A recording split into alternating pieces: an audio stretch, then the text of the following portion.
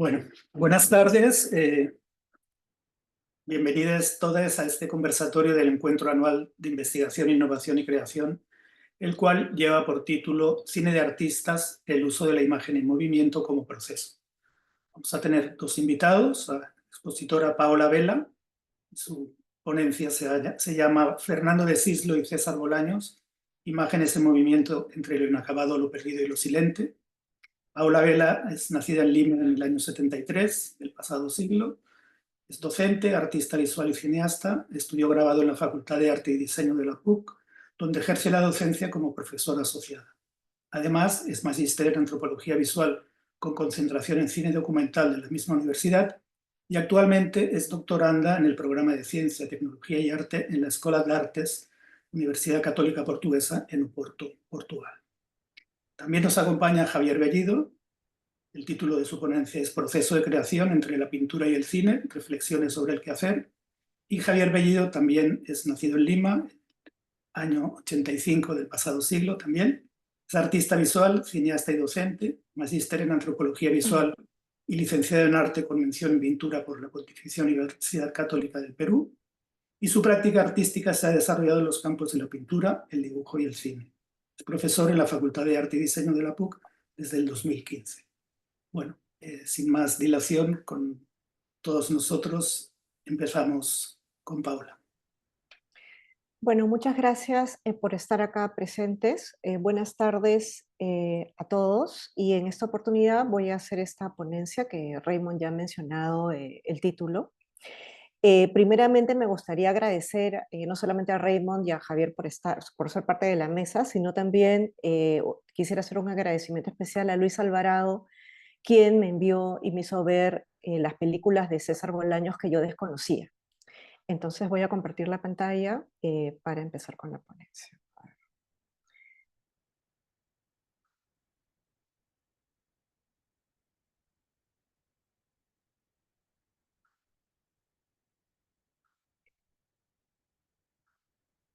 No me permite compartir, no sé qué pasó. Ahora sí, ¿no? Sí. Bien. Bien, a ver. El llamado cine de artistas es un cine que experimenta con el lenguaje cinematográfico, entendiéndolo como una extensión de otras prácticas como la pictórica, la escultórica, la musical, etcétera, y que muchas veces es también catalogado dentro de géneros como cine experimental o documental creativo.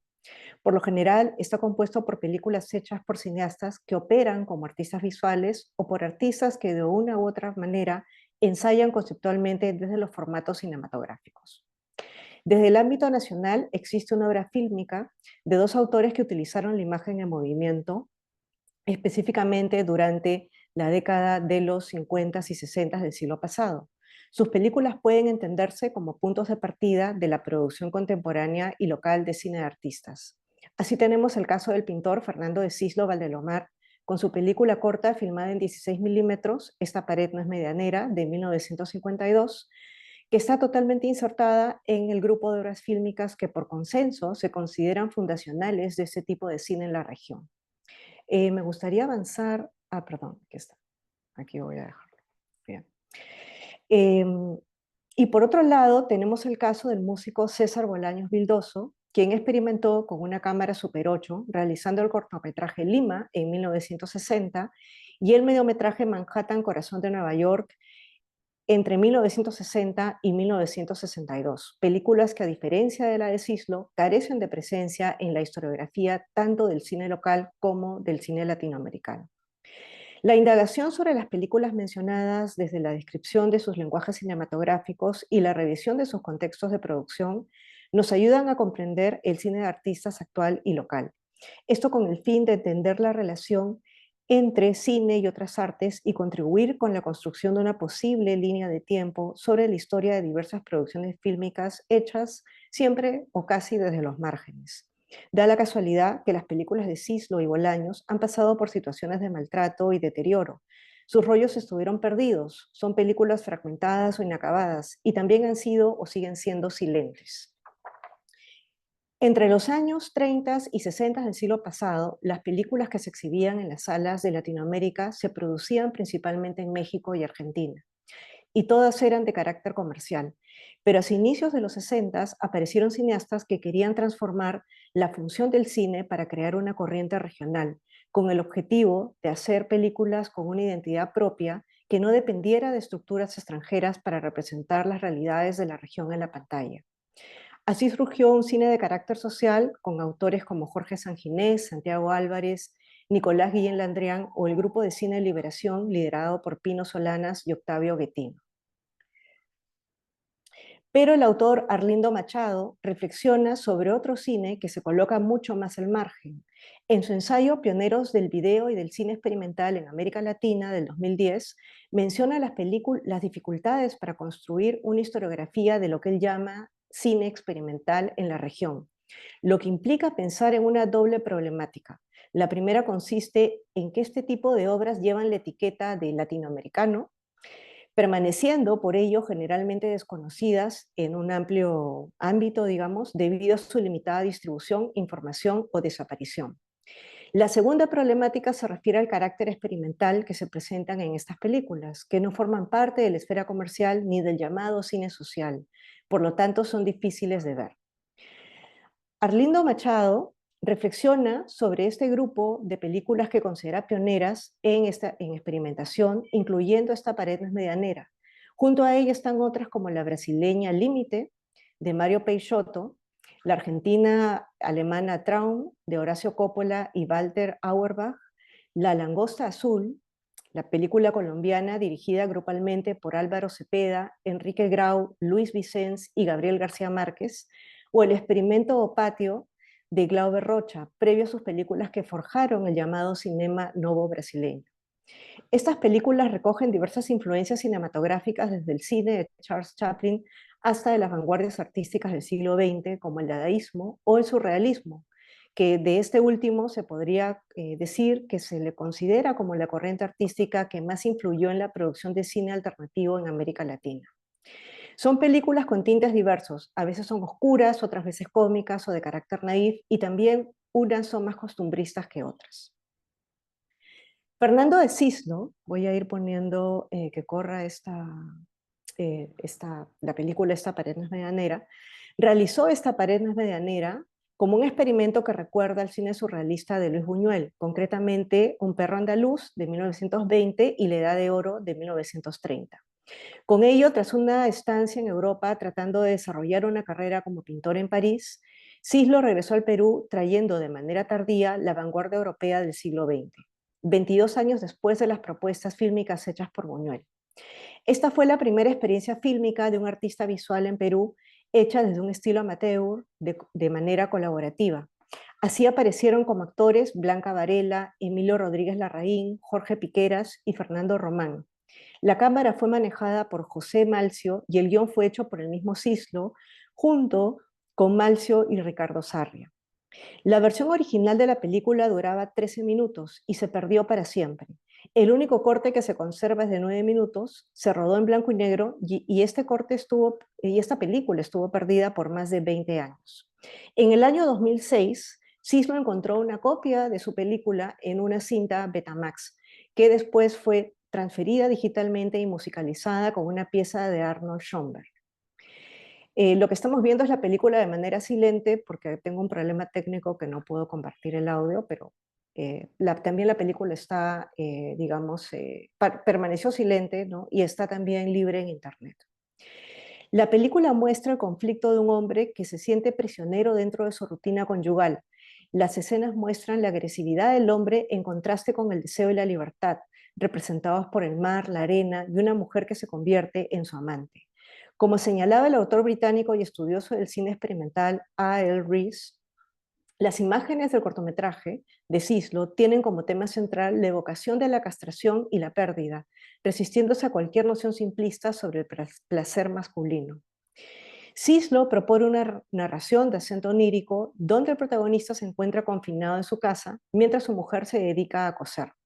Inmediatamente el hombre huye hacia el mar y en el devenir conoce a otra mujer que se convierte en su amante. Vamos a adelantar un poquito para ir viendo estas partes a las que me refiero. Juntos caminan por la playa, se besan y son libres sobre la arena. Aquí vemos la huida del hombre, vamos a seguir acá avanzando. Aquí vemos el encuentro con la otra protagonista, la amante, y aquí vemos que ella está con ella en la playa. Esto se contrapone a una escena que muestra a un sacerdote frente a una cruz, aludiendo a la culpabilidad del hombre adúltero. Y acá vamos a ver esta escena inmediatamente, que está aquí.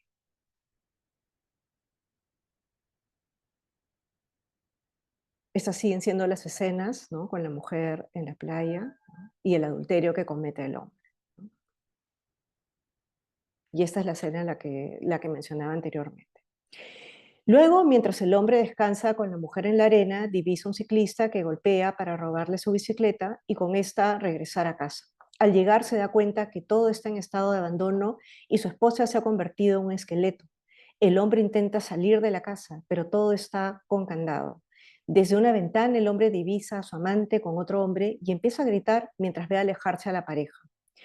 Este es un drama sobre el sentido de la existencia del hombre a través de la búsqueda del deseo y la imposibilidad de su satisfacción debido al rigor de una sociedad conservadora y católica.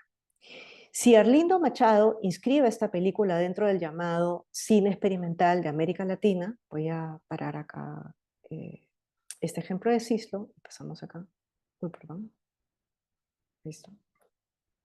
En el libro El Mañana fue hoy, 21 años de video creación y arte electrónico en el Perú del 2019, editado por Max Hernández Calvo, José Carlos Mariátegui y Jorge Villacorta, se menciona esta obra como la experiencia cinematográfica que inicia la tradición de la producción de obras desde el uso de la imagen en movimiento por parte de artistas visuales, que se desarrollaría desde la década de los 70 en el Perú con la producción del llamado videoarte o videoinstalaciones realizadas por autores como Mario Hacha, Teresa Burga, Rafael Hastings o Esther Weinstein.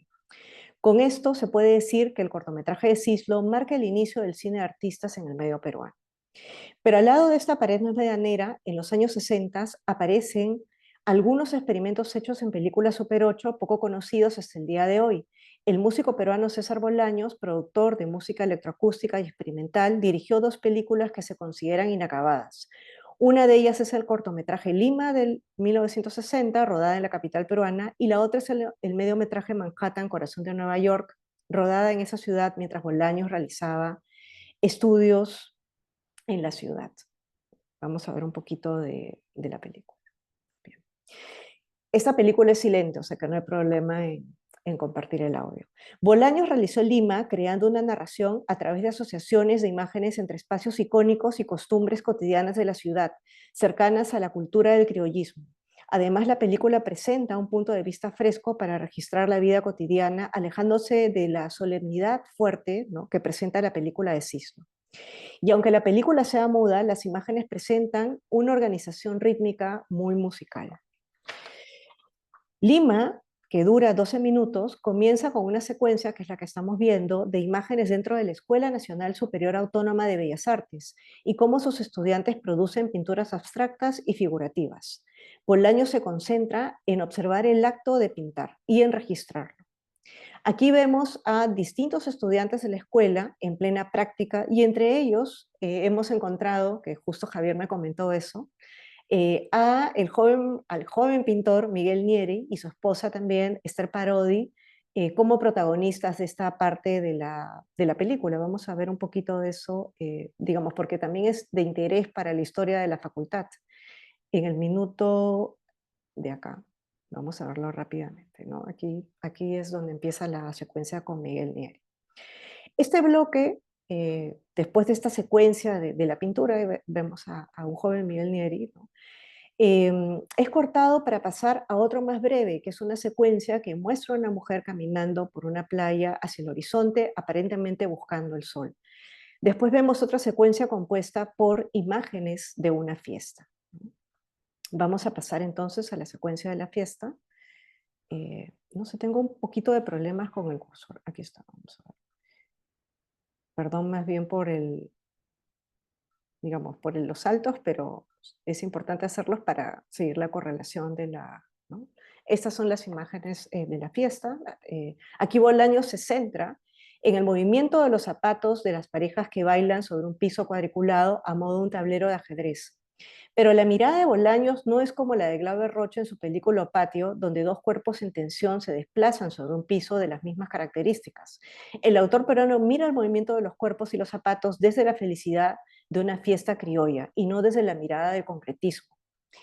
Pero luego aparecen escenas, ¿no?, que empiezan a contrastar con estas imágenes de felicidad, escenas de restos de cráneos yuxtapuestos con anticuchos en proceso de cocción. Uy, perdón, no sé qué pasa acá, disculpen, vamos a ver acá.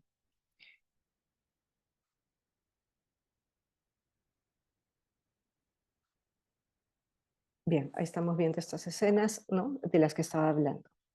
Así los conceptos de fiesta, comida y muerte se van intercalando, hasta que Bolaños inserta imágenes del caminar de un sacerdote bajando por unas escaleras.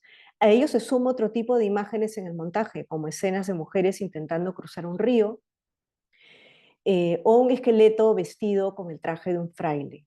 Bolaños cierra la película con escenas del Océano Pacífico donde vemos cómo las olas chocan contra una superficie rocosa. Si bien es cierto, los cortometrajes de Bolaños y Cislo son muy diferentes, existe un vínculo evidente entre Lima y esta pared medianera, ya que ambos hacen una crítica al conservadurismo y a la influencia de la Iglesia Católica en Perú, proponiendo contrastes entre el deseo o la diversión y la culpa o la represión, pero en tonos distintos. Desde la producción contemporánea de cine de artistas en el medio local, podemos hacer también un enlace de estas preocupaciones desde este tema, además, ¿no?, con aquello que sigue apareciendo en la contemporaneidad, ¿no? Como ejemplo, podemos hablar de las películas de Javier Bellido, quien está aquí también presente. Así, en Connatural, del 2018, y Persona Perpetua, del 2020, Bellido se interesa en mostrar el catolicismo de su abuela, que puede ser un punto de enlace con Cislo y Bolaños. Las tres películas presentan propósitos distintos y, sin embargo, no dejan de lado la representación de ese aspecto religioso que influye en un tipo de burguesía limeña. Cislo y Bolaños se refieren al tema desde la construcción de una metáfora altamente masculina.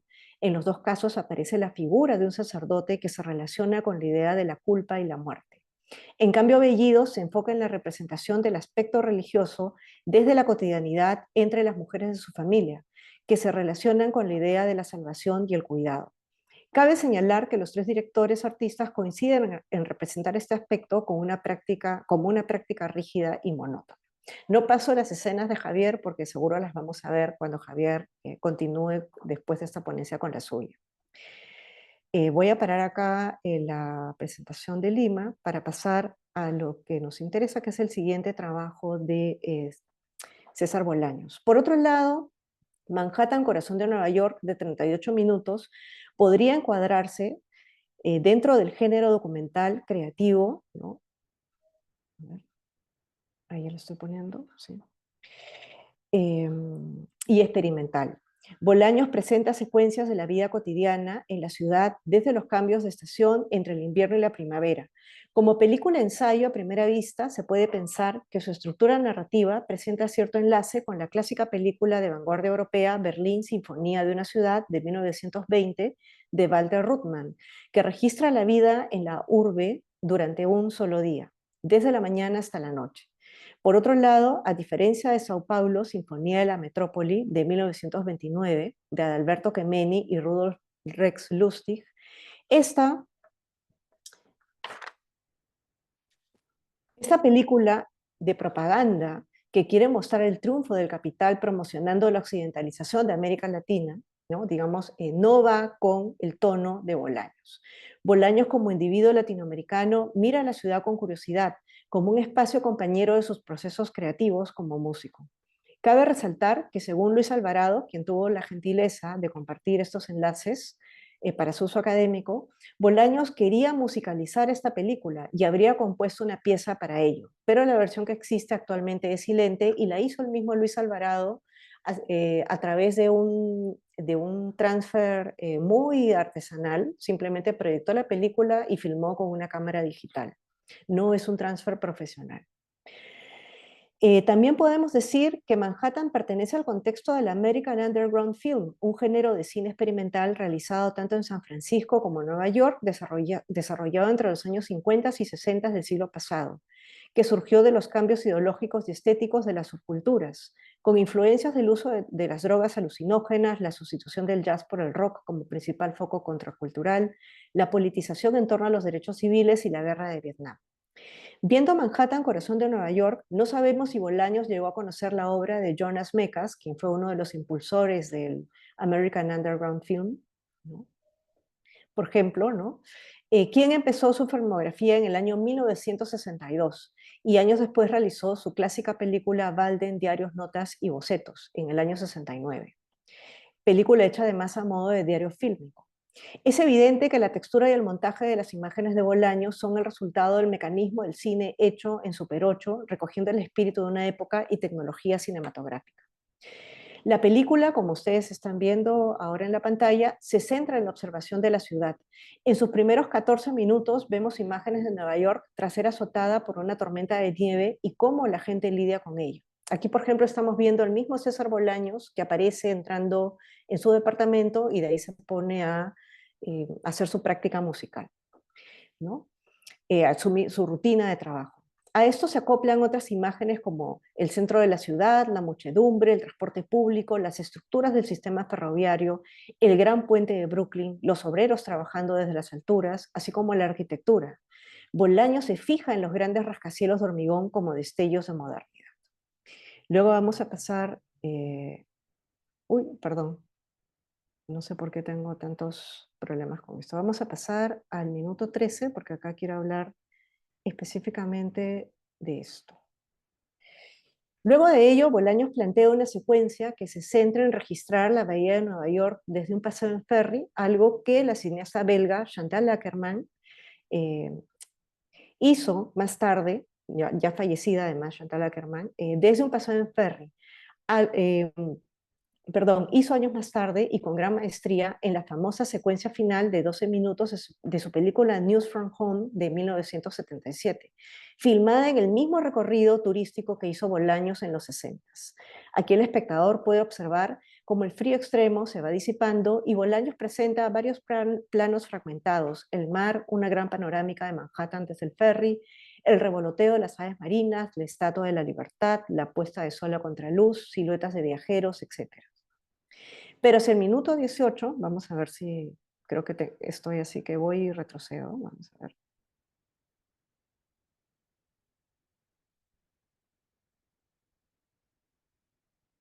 No sé qué pasa acá.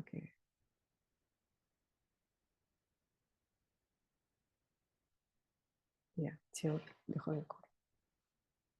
Pero hacia el minuto 18 se muestra un gran cambio en el clima con la llegada de la primavera.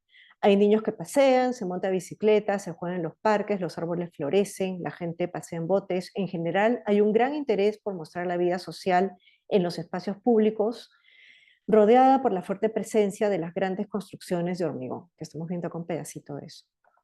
Seguidamente, también Bolaños mira y hace registros sobre la clase trabajadora, empleados públicos, ¿no? Vamos a avanzar un poquito para ver esto. Empleados públicos, gente en la calle, ¿no? U obreros de construcción. Esto es contrastado con zonas de la ciudad lujosas como la Quinta Avenida, con gente elegantemente vestida, paseando por el Rockefeller Center. Finalmente, Bolaños cierra su película. Voy cerrando con esto. Finalmente, Bolaños cierra su película con imágenes del tráfico para centrarse luego en las luces de la ciudad, las señales del tráfico. Vamos a adelantarnos acá. Los carteles luminosos de los comercios, teatros y cines. Todo ello construye una composición de tipografías luminosas que muestran diferentes ritmos a medida que cae la noche, hasta que se observa la palabra fin.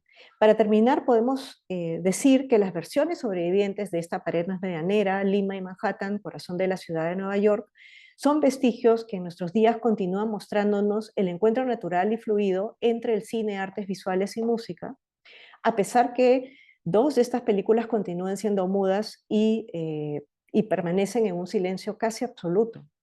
Han sido poco vistas, sobre todo las películas de Bolaños. Sus imágenes nos muestran los encuentros de experimentación y colaboración desde diversos ámbitos creativos. Estas películas deben continuar presentes, no solo deben seguir siendo vistas, sino se debe seguir escribiendo sobre ellas y pensando en ellas, a pesar de su condición de retazos fílmicos inacabados, cuasi perdidos y silentes, y aún no tienen una restauración oficial.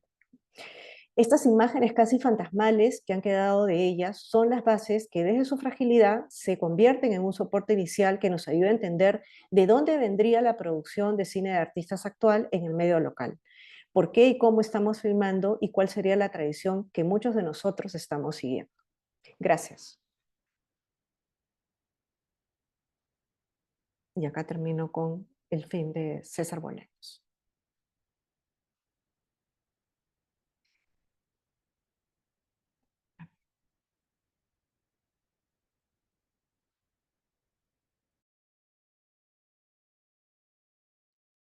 Bueno, a continuación va a presentar su ponencia Javier Bellido. Cuando quieras, Javier. Muchas gracias, Paola. ¿Qué tal? Hola a todos, buenas noches. No sé si se me escucha bien. Estoy con estos audífonos. Sí. Bien, estaré compartiendo una breve ponencia. Muchas gracias a todos por asistir a esta mesa, antes que nada. Y muchas gracias, Paola, por su participación en esta mesa y a Raymond por aceptar ser el moderador en la misma. Es un gusto compartir este espacio con ustedes. Estaré compartiendo una breve ponencia titulada Proceso de creación entre la pintura y el cine, reflexiones sobre el quehacer. A ver, voy a compartir pantalla.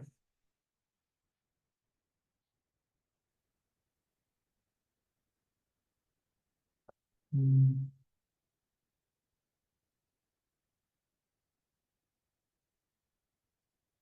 Ahí creo que se ve la pantalla completa.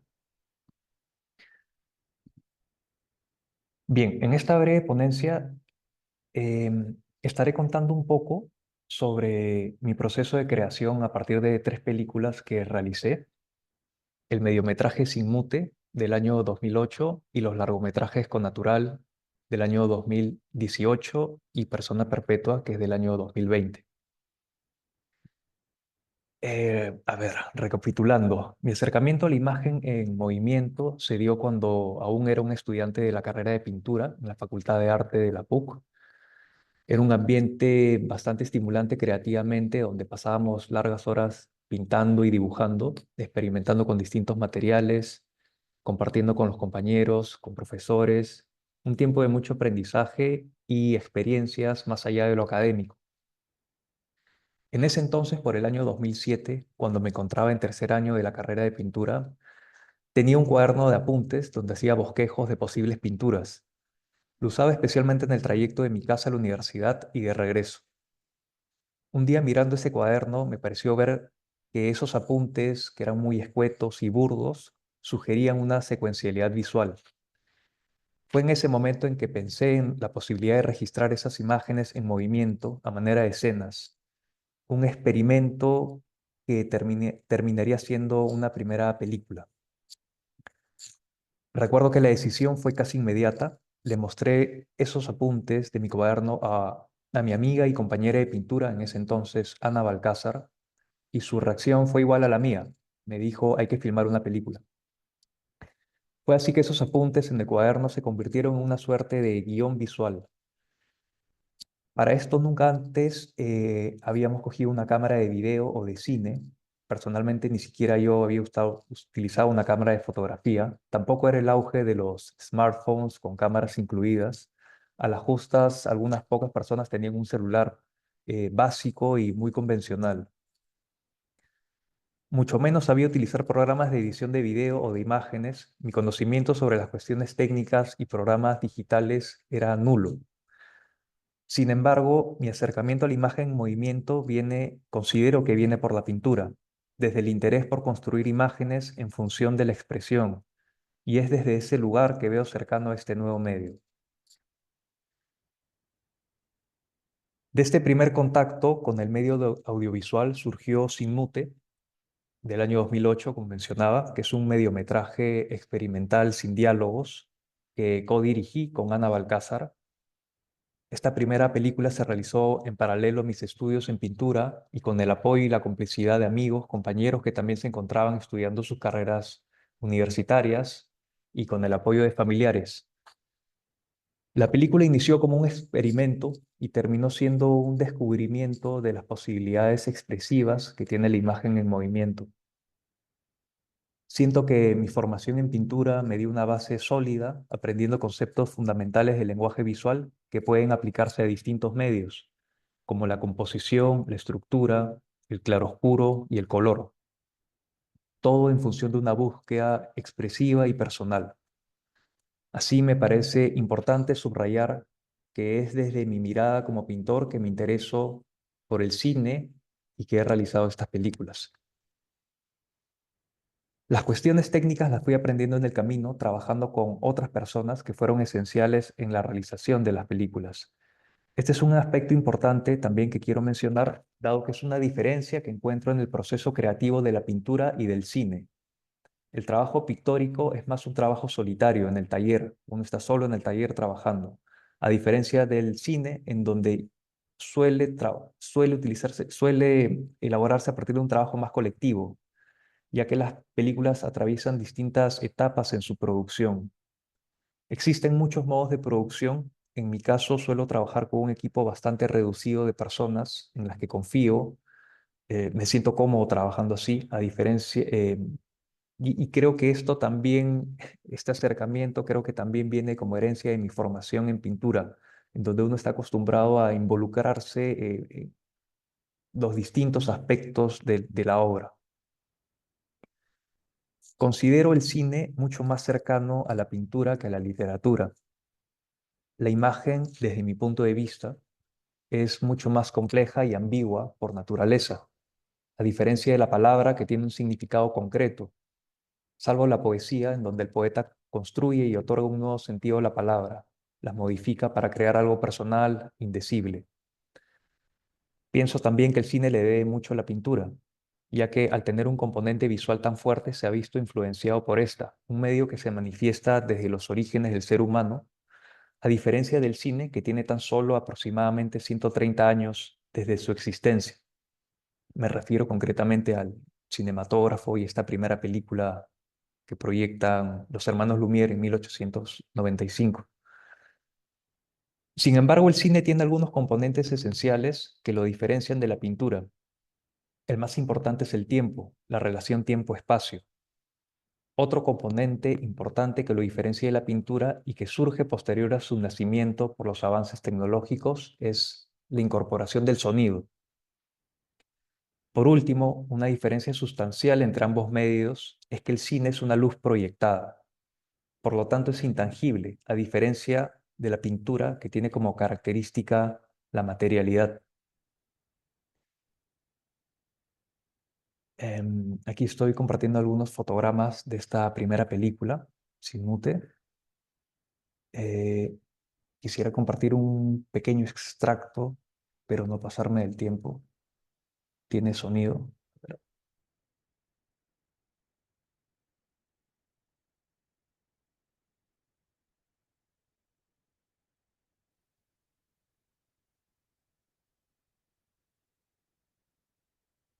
si no tiene audio, me comentan, por favor. Espero que salga con sonido.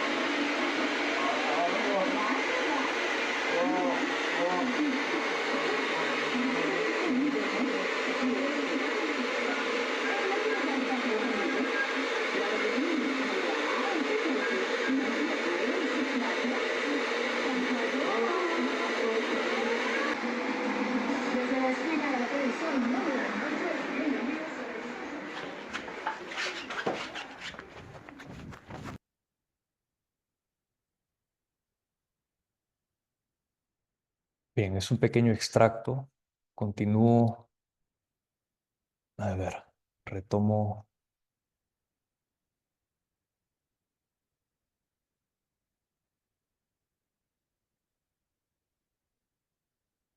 Bien, aquí comentando un poco ya sobre lo que sería mi primer largometraje, que es Connatural del año 2018. La idea de la película surge a partir de una imagen en concreto, que son los fotogramas que estamos viendo, que es la hija que lava las piernas de su anciana madre. Esta imagen para mí, o esta secuencia, fue el detonante de la película. Me interesó mucho el transcurrir del tiempo durante este ritual y durante también el rito de la oración. Trabajé con mis familiares, empecé registrando imágenes que describen estos rituales cotidianos e íntimos en un grupo de mujeres que son mis familiares y que tienen un significado importante para ellas. Imágenes que por alguna razón me conmovían e interesaban. Al realizar esta película comprendí también la relación inseparable que se da entre el tiempo y el espacio. El tiempo en relación a las imágenes en movimiento como lenguaje y el tiempo de los rituales cotidianos en las mujeres que conforman mi familia. Esta relación tiempo-espacio es propia del cine y es quizá la mayor diferencia que tiene con la pintura o que encuentro con la pintura, ¿no? El claroscuro, por ejemplo, es un concepto que viene de la pintura y que tiene un peso histórico. Lo utilizo en mis películas al igual que en mi trabajo plástico, como si fueran dibujos en carbón y tinta china. Tienen una función expresiva donde la forma es el contenido. Al registrar las imágenes en movimiento decido prescindir del color. Siento que no es necesario, pues prefiero quedarme con algo más cercano y elemental, algo más cercano al dibujo monócromo, al claroscuro en grises, para intentar con menos elementos expresar la idea con más fuerza. En la pintura se construye una imagen que no existe en la realidad observable mediante la materia, el color y las formas. En cambio, en el cine busco registrar imágenes mediante el lente de la cámara, tomando extractos de una realidad visible y modificándola a partir de una mirada más subjetiva, personal. En mi proceso creativo, las películas se originan a partir de una imagen, no de un texto. A partir de las imágenes empiezo a descubrir la idea, la atmósfera y finalmente la estructura que tendrá la película. No parto de un guión textual preestablecida. A veces utilizo algunos apuntes o bocetos sobre las imágenes que busco registrar. Empiezo a descubrir la estructura de la película en el mismo proceso de ir registrando las imágenes. En paralelo voy haciendo una especie de edición o montaje mental en el cual voy encontrando relaciones asociativas y simbólicas entre las imágenes y sus tiempos. En ese proceso se va revelando la estructura de la película. Y así es muy similar al trabajo en pintura. Puedo tener una idea sobre lo que busco expresar, pero en muy pocas ocasiones la idea es clara. Puedo tener una noción de los colores o de ciertas formas, pero es en el proceso de trabajo, en ese diálogo entre el lienzo y uno, que la pintura va cobrando forma y se va organizando, estructurando. Igual me ocurre al hacer cine. Es a partir de la necesidad de expresar algo que uno decide cuál es el medio más adecuado para materializar esa idea.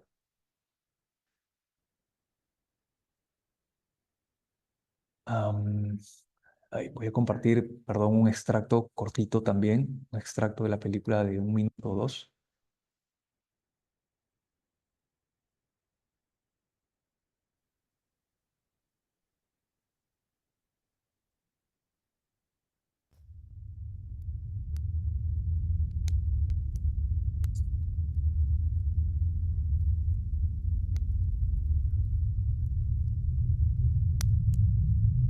No sé si estoy compartiendo con audio. No.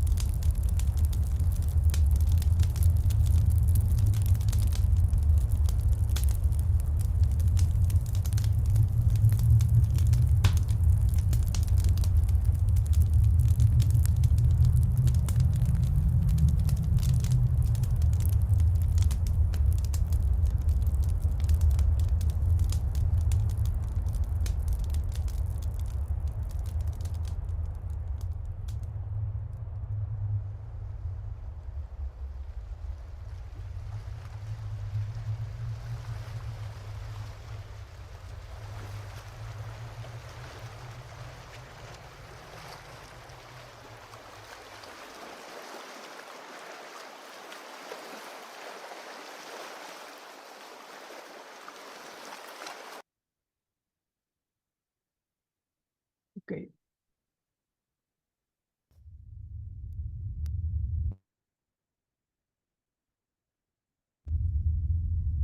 Última parte. Ese era un extracto muy cortito de...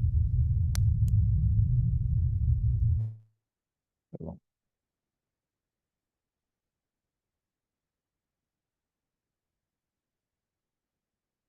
Ah,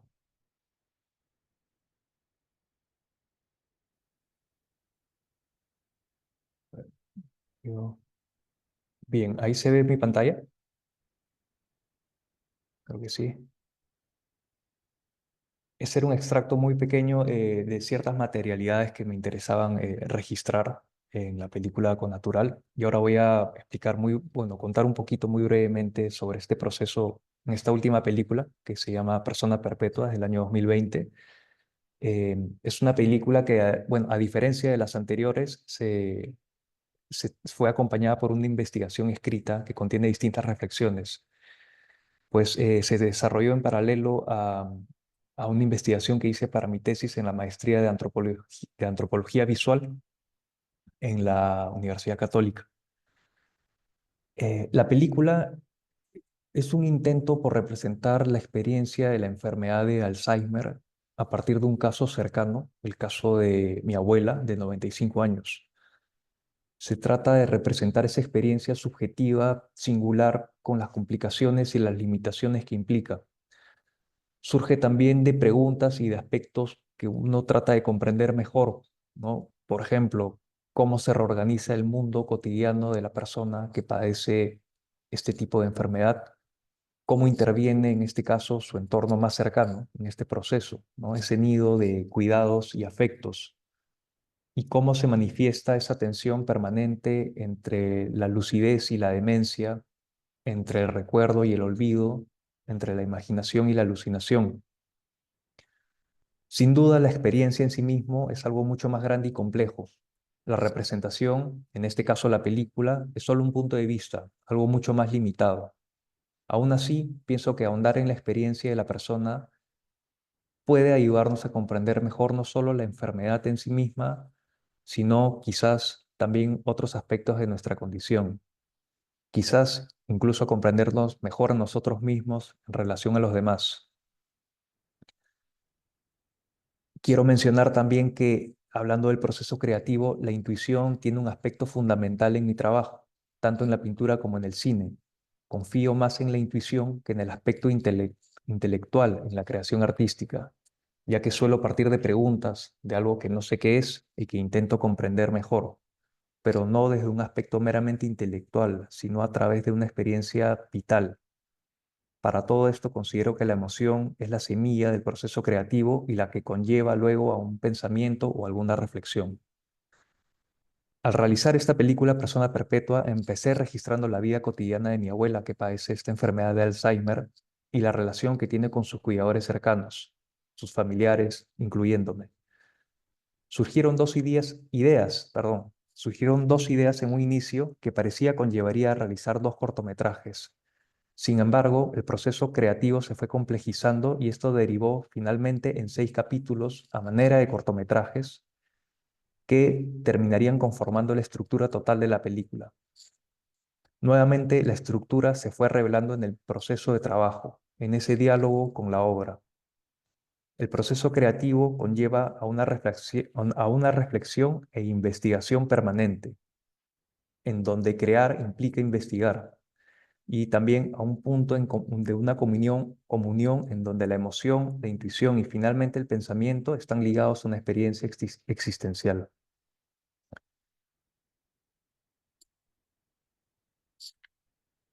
Bueno, estos son algunos fotogramas de la película y bueno, para cerrar, no sé si me da el tiempo mostrar un breve extracto también de esta película, sería lo último.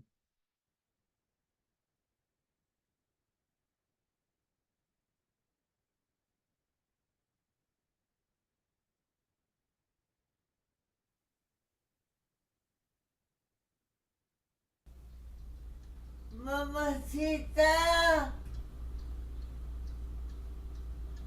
mamá, Mamá.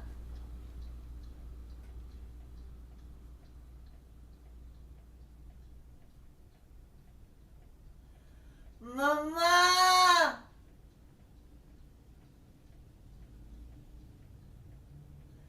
¿Qué te pasa?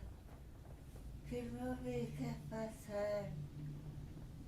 Déjame, déjame, déjame pasar, hijita, por favor.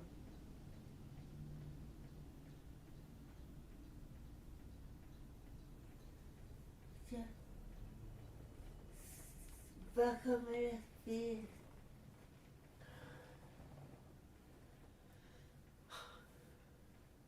¿Cómo es esto? ¿No ves que no alcanzó?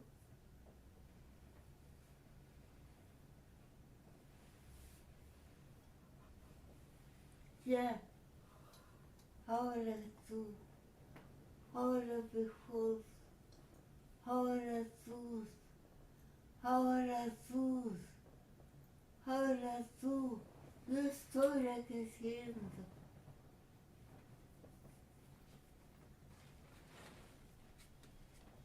Ya.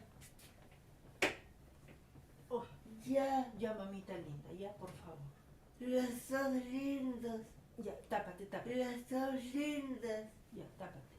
¿Dónde está mi mamá? Ya, ¿Dónde está mi mamá? ya, está durmiendo también, viejita, ya, está durmiendo. Todo el mundo duerme. Sí, ya. Ayúdame a sacar esto. Ayúdame a sacar esto. Ya, ya, linda, ya. Ayúdame a sacar este papel. Ayúdame. Ayúdame. Ayúdame. Ayúdame. Ya, acá está. Vamos a guardar este plié. Vamos. Mamacita. Mamá. Mamá. Mamá. Mamá. Ya, sácame. Ya, vamos a guardar el pie. Sácame los pies. Ya, linda, ya. Sácame los Ya, pies. pues, mamacita, ya, por favor, viejita, ya basta, ya, mamita. Ya basta, basta, basta, ya, mamita. ¿Qué Ya. cosa de mal he dicho yo? No, que duerme, quiero que descanses, es todo lo que quiero. Ya, linda. Ya va a amanecer ¿Qué plena cosa madrugada. he hecho? Nada, descansa es lo único que te pido. ¿En dónde va a dormir Javier?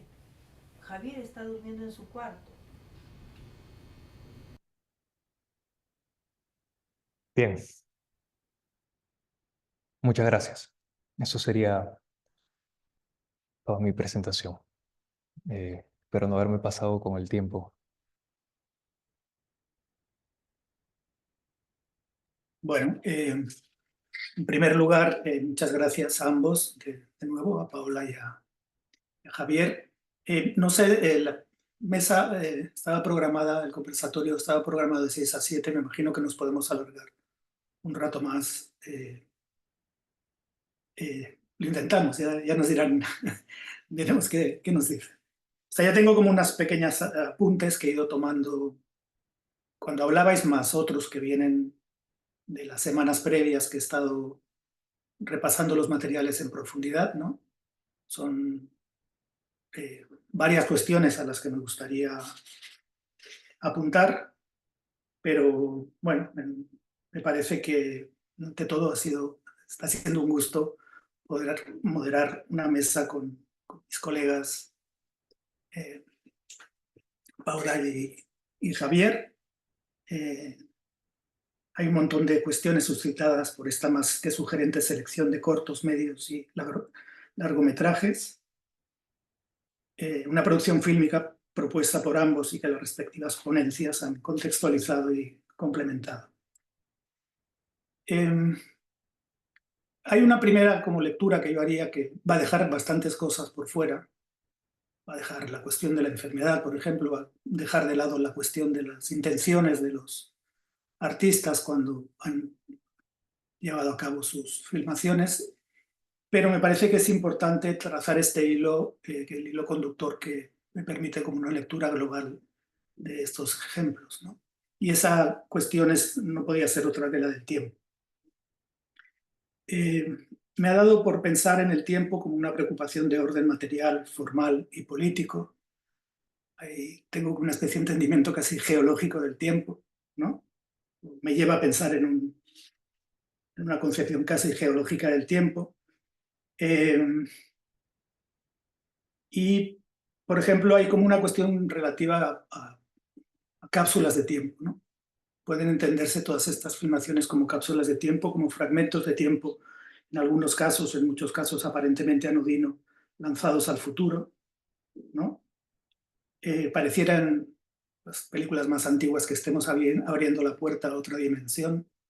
Yo normalmente veo las películas una vez, pero en otras ocasiones me las veo 2 y hasta 3 veces. Y algo que he puesto en práctica en otras ocasiones lo he vuelto a poner en práctica, que es olvidarme de la trama, olvidar de esas intenciones y fijarme en los detalles, ¿no? Concentrarme en las cosas anodinas que pasan, que quedan en segundo plano a veces. Y es esa cuestión la que aquí me ha llamado pues, bastante la atención, ¿no? Y me parece que en todos los casos también se puede entender que hay de pronto más en el caso de Javier como una especie de restitución del tiempo, ¿no?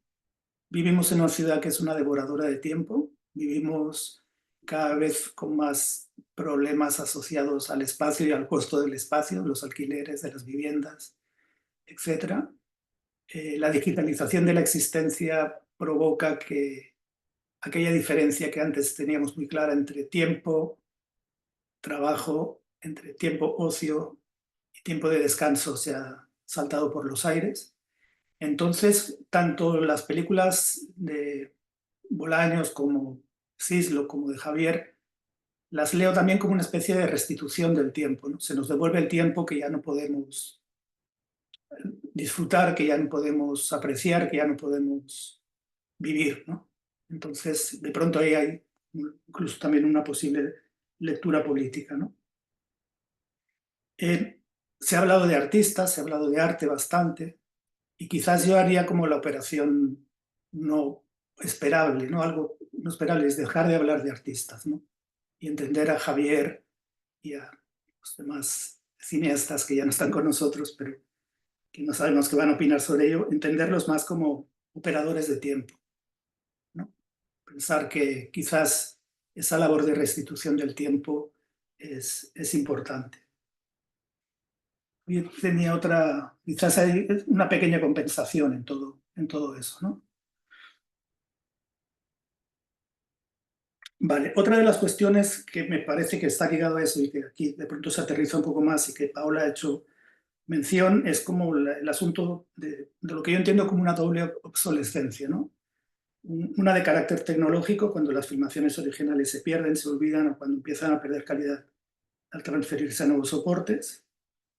Esa no sé si llamar vida zombie de esas filmaciones, me parece que eso es un riesgo que está todo el tiempo, ¿no? Tenemos aparentemente la seguridad del museo, la seguridad de la cinemateca, la seguridad de las instituciones que preservan estas cosas, o sea, luchan contra el tiempo para preservarlas para el futuro, pero dependiendo del contexto en el que estemos, esa fragilidad institucional es mucho más evidente y nada está asegurado, ¿no?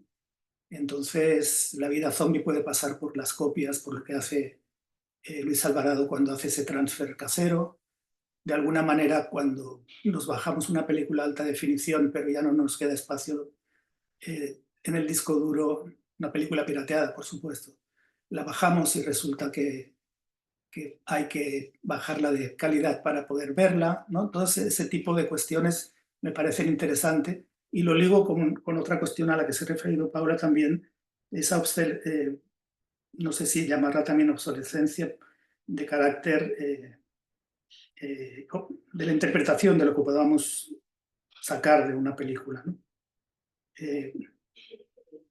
El riesgo de una dificultad interpretativa. He hablado de casos de ausencia de documentación, de fragmentos, de películas inacabadas.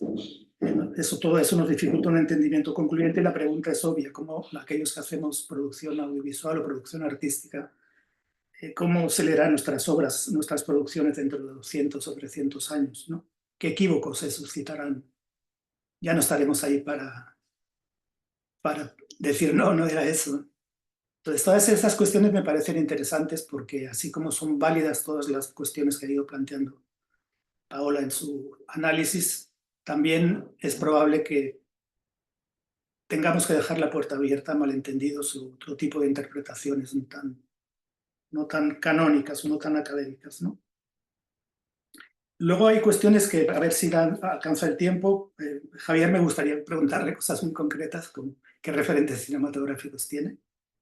Luego habría cuestiones también relacionadas con todo lo que tiene que ver con esos procesos degenerativos, con la enfermedad, que es el asunto que le ha ido dando forma a él, sobre todo a partir de las dos últimas películas. Pero a mí también me gustaría, me apetece hacer como una especie de reflexión en paralelo de decir, bueno, no es solo cuando alguien pierde la memoria, y hablo también con conocimiento de causa, porque mi padre también sufrió de esta enfermedad, no solo hay una frase que se repite en estos casos, ¿no? Cuando una persona mayor se va, un mundo se va con ella. Y nos referimos sobre todo al mundo de esa persona, a los vínculos que podamos haber establecido con ese mundo.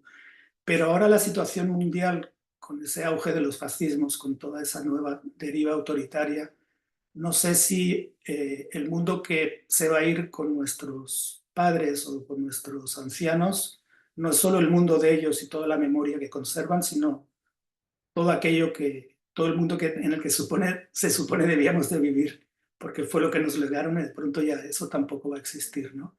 Y en ese sentido a mí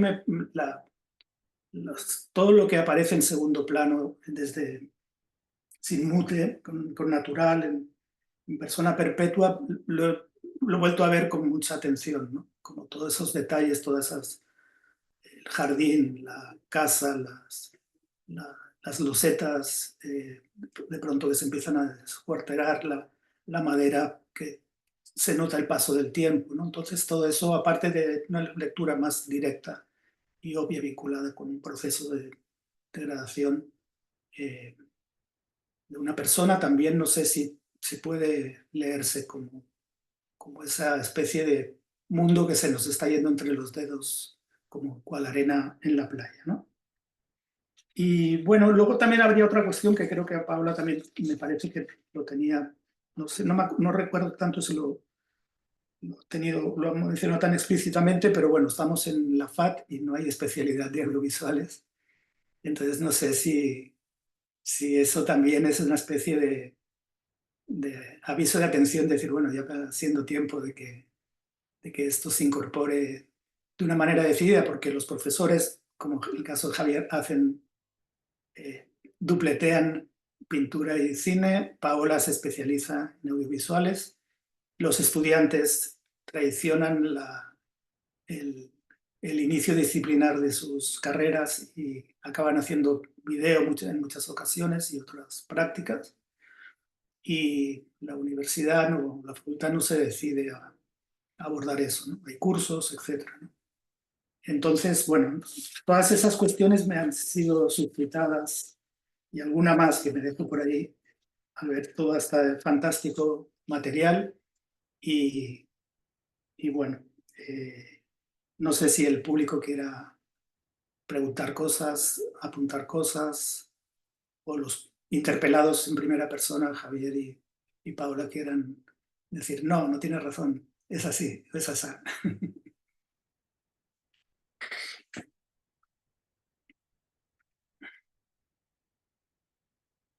A ver, ¿se me escucha, Raymond? Sí. Sí, sí. A ver, son varias cosas, ¿no? Justo lo que comentabas tú hace un momento y después de escuchar también lo que presentó Paola, se me hacía imposible no pensar en, bueno, en el asunto de la urgencia de una cinemateca también, ¿no? Después de las películas que ha presentado Paola de Cislo y de Bolaños, estos retazos fílmicos deteriorados, incompletos, ¿no? Y también como todo esto es bien perecible también, ¿no? El tema de la conservación, o bueno, si es que cumple la función o debería cumplir la función de conservar, restaurar, eh, preservar y difundir, ¿no? El material fílmico que se haga en el país, ¿no? Entonces es algo yo pienso sumamente importante y que está ahí un poco, todavía es un fantasma, ¿no? Que no se llega a concretar. Eh, y también lo que presentó Paola también hace un momento sobre bueno, me hizo pensar esta secuencia al inicio de Lima, ¿no? De Bolaños, en la cual se ven a los estudiantes de Bellas Artes y dentro de estos estudiantes pudimos identificar a nuestro profesor Nieri, Miguel Nieri, y a su esposa, ¿no? Esther Parodi, ¿no? Me recordó también bueno, también me recordó algunas imágenes del mediometraje que hizo Paola Vela, Rutinas, ¿no? Hace un tiempo, un mediometraje observacional también donde se ve a estudiantes de artes en cursos de dibujo, ¿no? Em, eh, eh, sí, no sé, se me han cruzado ahí bastante información. Bueno, yo agregaría algo en relación a lo que comenta Javier, ¿no? De esta relación entre eh, estos objetos deteriorados, que serían estas películas en un estado bastante lamentable en el que están ahora, o cómo han llegado a nosotros, pero finalmente eso es lo que ha llegado tal cual y eso es lo que queda de ellas, ¿no? Pero eso obviamente como, quizás como mencionaba Raymond, son el producto del, digamos, de todos los, no sé cómo decirlo, de todas las políticas, ¿no? Estatales, de la manera como también lo privado ve la cultura, ¿no? Acaba de mencionar Javier el tema de la cinemateca. Somos el único país en América Latina que no tiene cinemateca, ¿no? Que debería dedicarse a este asunto de la preservación, por ejemplo, ¿no? Hay unos fondos ahora del Estado y la Filmoteca PUC también creo que busca fondos ahí para poder restaurar ciertas obras, ¿no? Eh, y están haciendo una labor con lo que se puede, ¿no? Pero, sin embargo, no es, digamos, lo que sucede en el cine con este tipo de piezas, no es algo, digamos, fuera del contexto o es como un lunar, sino en realidad sucede en general en todos los ámbitos, ¿no? O sea, ves lo que sucede en el Archivo de la Nación ahora, ¿no? Hay un problema que están llevando todo el archivo a un sitio que es como un pampón, me parece, algo así he escuchado, ¿no? Entonces ya de por sí hay no sé si decirlo, desprecio, ¿no? Sobre los archivos que contienen la historia fílmica, ¿no? O la historia en general, en libros, en textos, ¿no? De lo que ha pasado en el país, ¿no? Finalmente solo a las siguientes generaciones les llegará, seguro, si continuamos así, vestigios, ¿no? Y también pensando en nuestros propios trabajos, cómo estos llegarán a las futuras generaciones, nunca me lo había puesto a pensar ahora que Raymond lo menciona, pero quizás de acuerdo con lo que pasa en la política nacional, es muy probable que nuestros trabajos, ¿no? ¿no? Lleguen solo fragmentos a generaciones futuras, ¿no? Si es que llegan también, o no sabemos, ¿no? Ese es un comentario, ¿no? En cuanto al otro comentario que has hecho sobre la película de Bolaños, cómo es esta observación, ¿no? A los estudiantes de pintura, es bien curioso porque, claro, yo he hecho el mediometraje Rutinas, donde hago una observación justamente a estudiantes en sus prácticas artísticas, ¿no? Y también hice un cortometraje cuando estuve en la residencia de la Jan van Eyck en Holanda. Hice una observación a una artista portuguesa mientras trabajaba, iba viendo cómo iba a armar sus obras. No necesariamente pintura, pero es curioso porque yo hice estos trabajos y nunca había visto el cortometraje de Bolaños. El cortometraje de Bolaños lo vi después de haber hecho estas piezas, ¿no? Y eso me pareció loco porque dije, bueno, ¿qué hubiera sido si hubiera visto este referente antes? ¿No? O seguro hubiera, ¿no? jugado más o hubiera hecho dialogar quizás más, ¿no? Lo que hice en estas piezas, ¿no? Frente al referente del pasado, ¿no?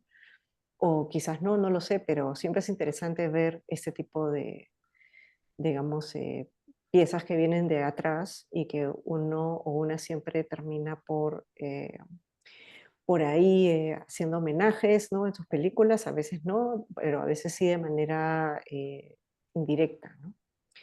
sí, yo complementaría un poquito estos comentarios que ha hecho Javier, ¿no? Con esto que acabo de comentar.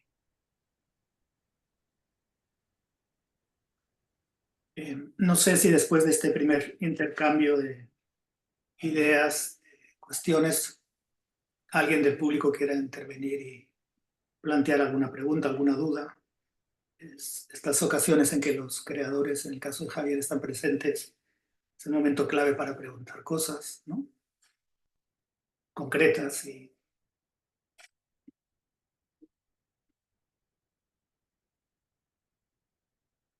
pues, estamos ante un ataque de derroche colectivo y nadie quiere.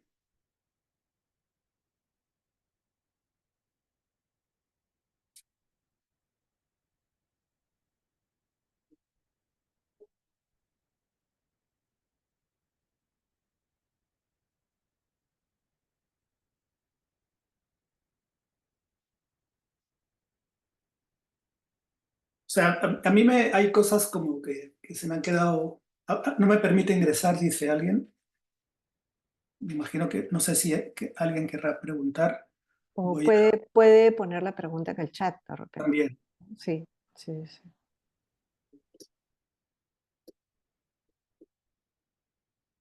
¿Es el caso, Zenaida?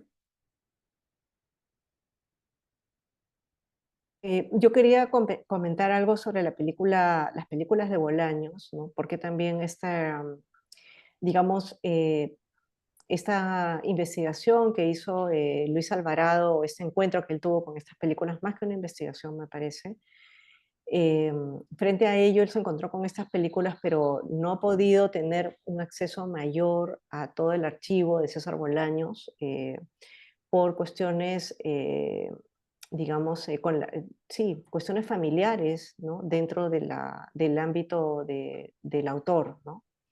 Eh, la misma familia no está muy interesada en tener contacto con investigadores o en darle forma a ese archivo, a ese legado que ha dejado por ahora, ¿no? Sí, eso es lo que me comentó Luis, ¿no? Y eso también es interesante porque no solo depende, digamos, para mantener un archivo específico, no solo depende de las ganas de los investigadores, sino también de los actuales herederos o propietarios de este, ¿no? Entonces, hay esa barrera, tengo entendido. Ujú. Yo sé de un caso concreto que. Bueno, espera, aquí hay. Zenaida ha intervenido. Dice: los ponentes han logrado recordarnos que el cine es la unión de todas las artes. Hermoso el documento de CISPA. Bien, no sé si alguien quiere agregar algo al respecto o lo dejamos como un piropo, ¿no? Bueno, no, lo que iba a comentar es un caso opuesto a lo que comentaba Paula. Cuando hay un dúo de artistas colombianos que ya no funcionan como dúo, que se llamaban Joystick, que vivían en Barcelona durante. Todavía alguno de ellos debe vivir allá. Uno de ellos, Ricardo, en uno de sus regresos a Colombia en verano, eh, contactó con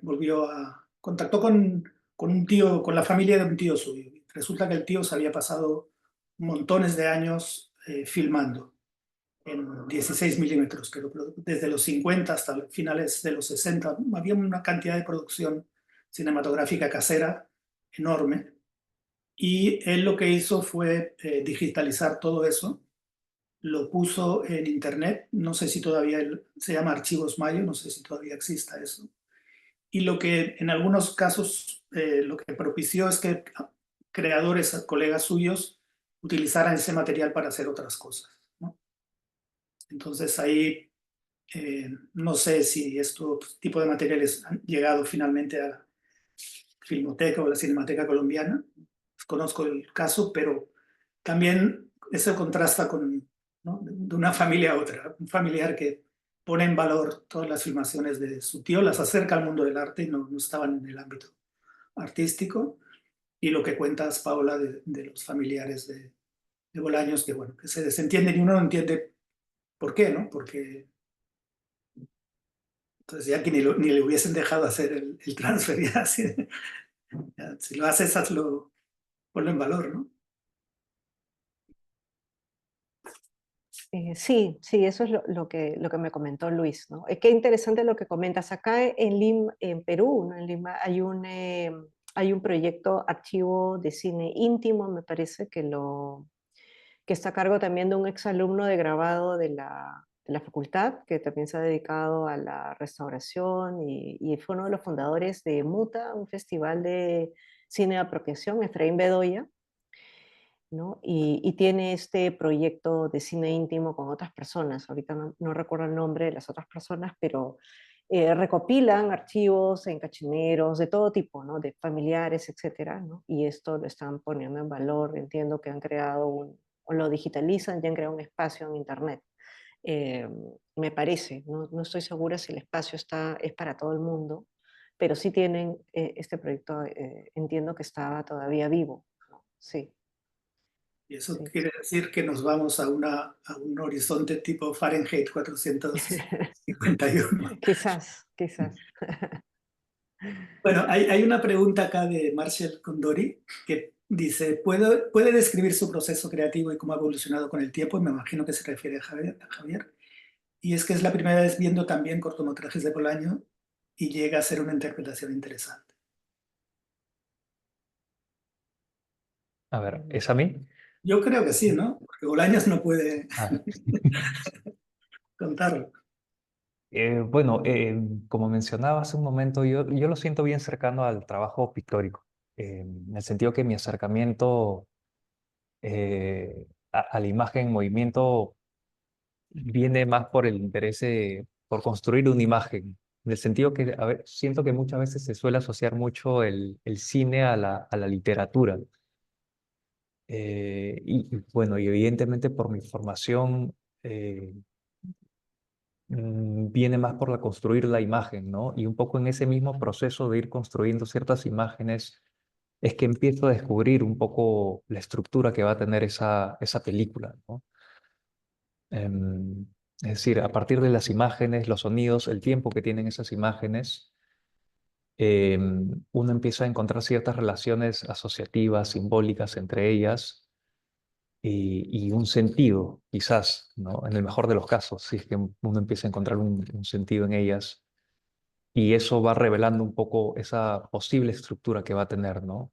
Por supuesto que al inicio nunca se sabe si va a ser la duración es lo de menos, no se sabe si va a ser un cortometraje o una película un poco más larga. Em, eh, Eso un poco en resumidas cuentas, ¿no? Por mi lado.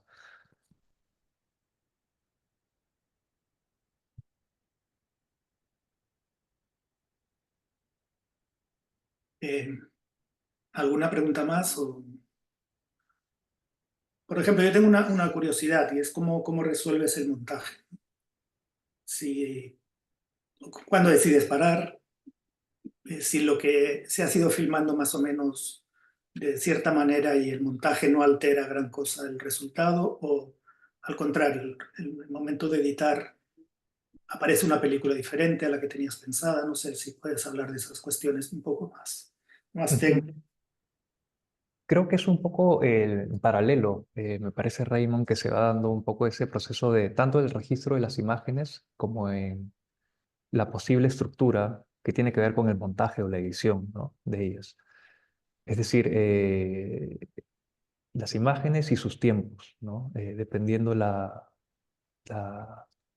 la escena o la acción que se está registrando. Em, no podría tener como una idea muy clara o por lo menos no ha sido mi caso de tener a veces ideas muy preestablecidas al momento de ir a registrar algo, ¿no? Por eso mencionaba también que ese aspecto de la intuición, por lo menos en mi caso, es bastante importante, ¿no? Es como ponerse uno en una o en cierta disposición, tanto en el momento del registro como quizás en un segundo visionado de esas imágenes, en cuanto a pensarlas. eh, y ver cómo podrían relacionarse unas cosas con otras.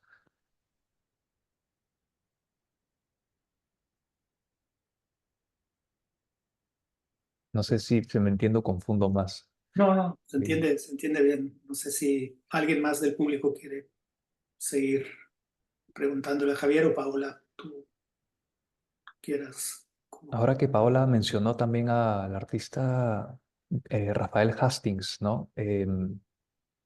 Me hizo recordar un ciclo de cine que hubo en pandemia, justamente en el 2021, que le hizo Corriente, un encuentro de cine, ¿no? Que hizo un ciclo de cine o una retrospectiva con algunos trabajos de Rafael Hastings y de Arturo Sinclair, que es mexicano, pero que ha hecho una producción aquí en Perú en los años 70, una producción de bastantes cortometrajes y muchos de ellos también que se han perdido y deteriorado. De hecho, se veían los raspones del material fílmico en la misma imagen.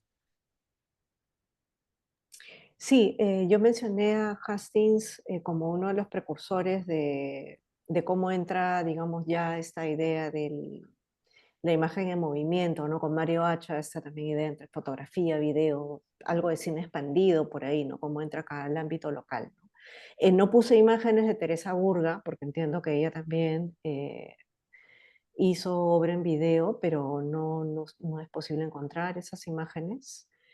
Em, Ni tampoco de Esther Weinstein. Justo yo hace poco hablé con ella, la conocí y la encontré, Dorota, eh, ay, no me acuerdo su apellido, la curadora. Dorota está haciendo una investigación sobre la obra de ella y Esther me comentó que ella había trabajado, tenía obra en video, pero que no quedaba nada de eso y que quizás José Carlos Mariate tendría algo, ¿no? Ella misma ni siquiera tiene, ¿no? Ese trabajo, ¿no? No lo ha podido conservar, ¿no?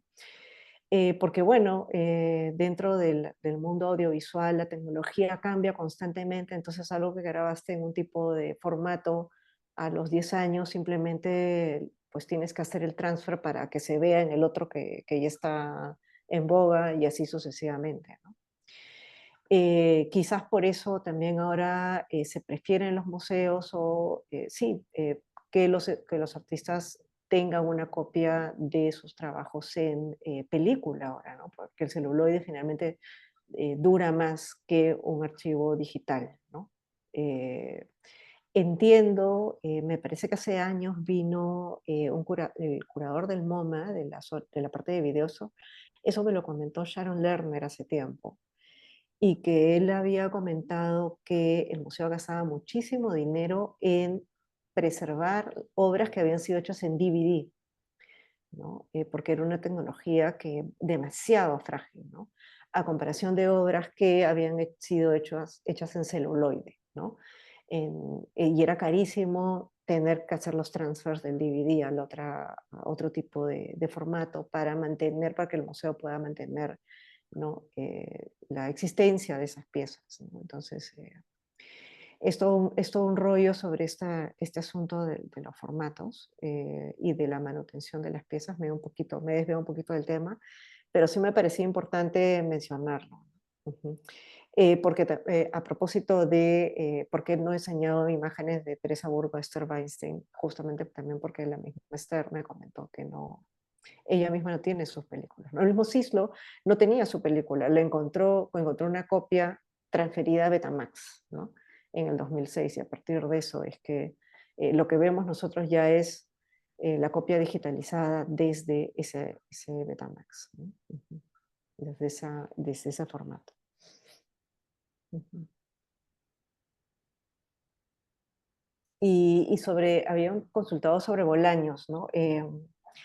Bueno, finalmente a mí me interesa, ¿por qué lo he mencionado? Porque ahora estoy haciendo una investigación en mi doctorado sobre cine experimental en Perú.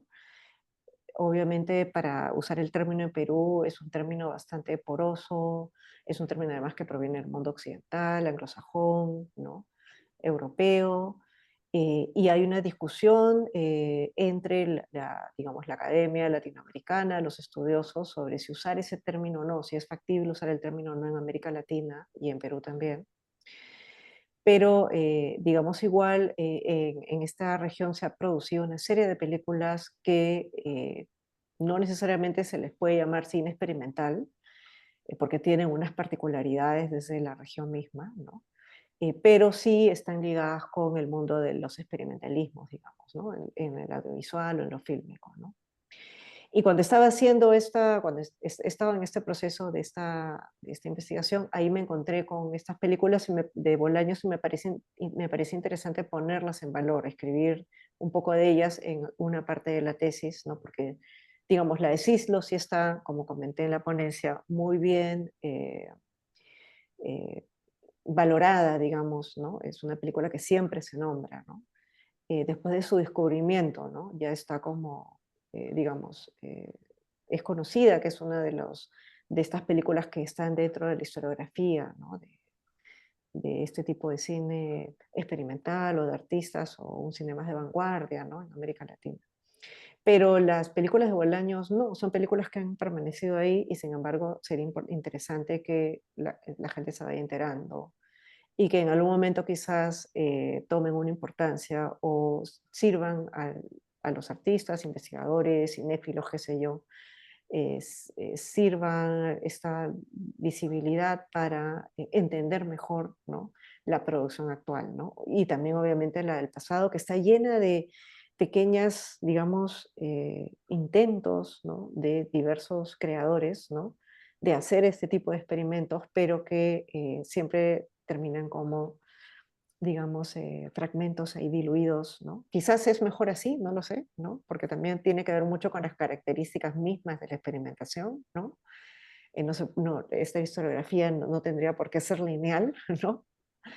Pero de todas maneras nos ayuda a entender qué se está haciendo ahora, ¿no? O de dónde vendría lo que se hace ahora. Ujú. Sí, creo que con eso cerraría mi comentario. Bueno, creo que eso es interesante, ¿no? Esa eh, negativa a adoptar una etiqueta o una denominación por defecto, ¿no? Es decir, no encaja por tales y tales cuestiones. Y luego en el caso de Bolaños, la de Manhattan es curioso, ¿no? Porque tiene algo de documental, tiene algo de turista, tiene algo de casero, ¿no? Y tiene como, no sé, en el caso de la nieve yo pensaba, bueno, pues no es tan habitual para alguien de nuestros lares estar en contacto tan fuerte, o sea, tan directo e intenso con esas nevadas neoyorquinas, entonces a lo mejor ahí también hay una mirada extraña que no puede ni catalogarse ni como turística, ni como doméstica, ni como de ningún otro tipo, ¿no? Entonces es como un plus para mí tener que sea una especie de papa caliente que no sepas en qué cajón ubicarlo. Y es por eso que yo aludía a lo mejor esa, a lo mejor viene bien olvidarse del término artista y a lo mejor en este caso son operarios del tiempo, ¿no? Operadores del tiempo. Que me parece un término muy, muy bueno, ¿eh? Sí, Sí, es sí. que es una cuestión, o sea, así como el fin de la democracia es algo que nos debería preocupar a todos, lo que está pasando con el tiempo también es muy bestia, ¿no? Entonces, eh, no, por eso, para mí era una bendición ver esas, mm, esas transiciones entre intensidades, ¿no? O sea, las películas de Javier tienen momentos recontra intensos y luego tienen unas transiciones que son aparentemente anodinas, pero son muy bellas y son muy...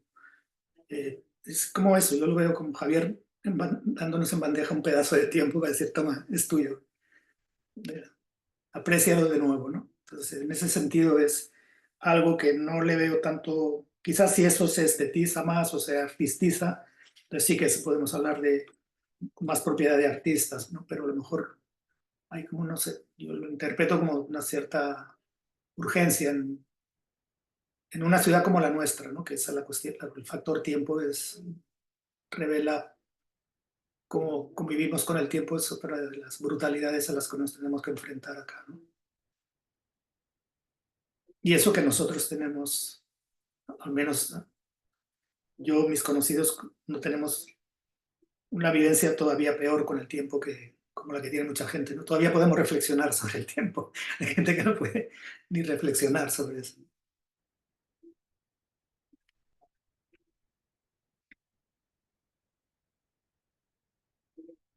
Bueno, no sé si o sea, una pregunta final de alguien del público sería ideal para cerrar. Si están ahí, están aguantando es por algo. No, no creo que se vayan a ir con todas las dudas resueltas. Así que...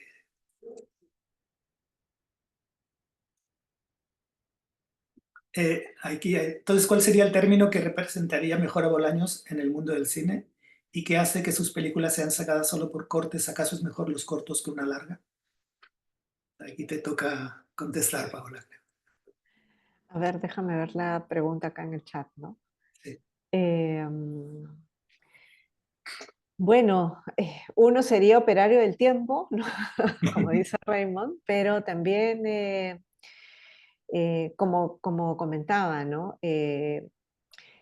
Podrían ser películas, o sea, su película podría ser catalogada desde una superficialidad como cine de vanguardia, cine experimental, documental creativo, eh, etcétera, ¿no? Yo ahí, o una película documental o de experimentalismos, digamos, ¿no? Porque tiene una mezcla, ¿no? Entre algo observacional, ¿no? A la vez también, como mencioné, se ve en muchos aspectos del, digamos, de estas películas clásicas de vanguardia que son las sinfonías de la ciudad, ¿no? Está Berlín, está la de Sao Paulo. La Manhattan, entiendo, como me comentó Luis Alvarado, parece que está musicalizada, pero por estas cuestiones de no poder acceder al archivo, ¿no? de Bolaños, no sabe cuál es la música que pertenece a la película. O sea, de hecho que existe, pero no se sabe cuál sería, ¿no? Eh, Creo que ahí más o menos he respondido. ¿Cuál es la otra? ¿Qué hace de sus películas que sean sacadas solo por cortes? Bueno, no, las películas, eh, como he dicho, no es que sean, o sea, yo las he mostrado de manera un poco fragmentadas por el avance de la ponencia, pero las películas, Luis tiene una cuenta en YouTube donde él ha posteado esos transfers hechos de manera artesanal, ¿no? Y están completas, digamos, entre comillas, ¿no? Porque no es el mejor transfer del mundo técnicamente, ¿no? Creo que le llaman telecine, me parece ese tipo de transfer, ¿no? Que tú proyectas la película, o sea, pones el rollo en el proyector de Super 8, lo proyectas en la pared y de ahí pones una cámara digital, la cuadras de manera tal que filme lo que se está proyectando. Un transfer profesional es que lo pasas por una máquina especial y escaneas cuadro por cuadro, ¿no? Es distinto, ¿no? Que eso tiene costos más altos, ¿no? Más elevados. Pero las películas existen completas, pero como digo, están en un estado de conservación no muy bueno, ¿no? Si es que ustedes han visto cómo están, el mismo, la misma proyección que ha grabado Luis está medio desenfocada por momentos, ¿no? También a veces los fotogramas medio que se ralentizan, ¿no? Eso también tiene que ver mucho con el proyector, ¿no? Con cómo corre la película en el proyector, etcétera, ¿no? Entonces, que las películas existen, sí. Entiendo que Luis hizo esos transfers cuando Bolaños todavía estaba vivo, pero ya estaba muy anciano, ya iba a morir, y ya, eso entiendo que fue así, ¿no? Pero es un descubrimiento bien interesante digamos, porque ¿dónde colocarías estas películas en las producciones de este tipo de cine, ¿no? ¿no? ¿En qué parte de la historia, ¿no? Y ahí está, en los años, en los 60, digamos, ¿no? Mucho antes de cómo, digamos, otros cineastas empezaron a desarrollar su obra, como el caso de Robles Godoy, por ejemplo, ¿no? Que lo hizo años después, me parece, ¿no? O más o menos por ahí, creo, un poquito después desarrolló más. Entonces, ahí hay cosas interesantes, creo, ahí está el valor de la obra de Bolaños, ¿no? Sí. No sé, Paula, si pudieras pasarlos en el chat los enlaces. A ver, déjame A ver, ver. Sí, a ver, déjame ver si tengo acá el... Sí, lo tengo por acá un momento. Tengo una lista acá con... A ver. Sí, aquí está. Paola, y comentabas que una de esas películas iba a ser musicalizada. Sí, Manhattan, lo que me dijo Luis Alvarado es que Manhattan al parecer tiene o sea, Bolaños hizo una partitura para Manhattan, ¿no? Pero ya no se ha podido meter más Luis en saber cuál sería la pieza, porque hay que tener acceso al archivo del autor que ya falleció, ¿no? A ver, vamos a ver. Estaríamos ante otra película totalmente diferente. Exacto, ¿no? Exacto. Es como la de Cislos la encontró silente y luego él la musicalizó con esta pieza de Schoenberg, que fue profesor del guionista y camarógrafo de José Melcio, ¿no? Profesor de composición musical, ¿no? Aquí está, este es Lima de César Bolaños, que está en el canal de Luis Alvarado, que es el chico de Boo Records, si no lo conocen. Creo que Lima ya tiene pocas vistas, creo que tiene 1000 vistas, me parece, no estoy segura, pero ahí la pueden ver completa, ¿no? No son copias pues excelentes, ¿no? Pero es un transfer que nos llega para saber que existió la película, ¿no? Y este es Manhattan, ¿no? Que también está que la puso hace poco, o sea, yo le estaba preguntando sobre Lima a Luis y en eso me dijo, pero César también tiene otra. No le he puesto todavía, la voy a poner para que la veas. Y él la colocó ahí también en su canal de YouTube y ahí está para los que quieran verla. No pueden copiar los enlaces y ahí la pueden ver, las pueden ver cuando quieran, ¿no? Y también voy a poner la de Cislo, si es que la quieren, que bueno, esa a ver, está, mm, esta pared no es media negra. Ahora que mencionabas a Robles Godoy, me parece que su primer largometraje es del año 65 y también está Sí. perdido, ¿no? No hay ninguna copia. Ganarás el pan, se El, llamaba. creo que sí, se perdió para siempre, sí, sí, sí, sí, eso sí también sabía. Y ahí está esta pared, no es media negra, ¿no? Entonces, ahí tienen, para los que se quedaron acá, pueden copiar estos enlaces y verlos, disfrutarlos, verlos, pensarlos, ¿no? Y quizás inspirarse para pintar, dibujar o para hacer otra película, no lo sé. O escribir, lo que ustedes quieran. Bien, creo que terminamos, ¿no? Ahí. Sí, si Sí. no hay más, Si tocaría no hay irte. más preguntas del público, nos retiramos.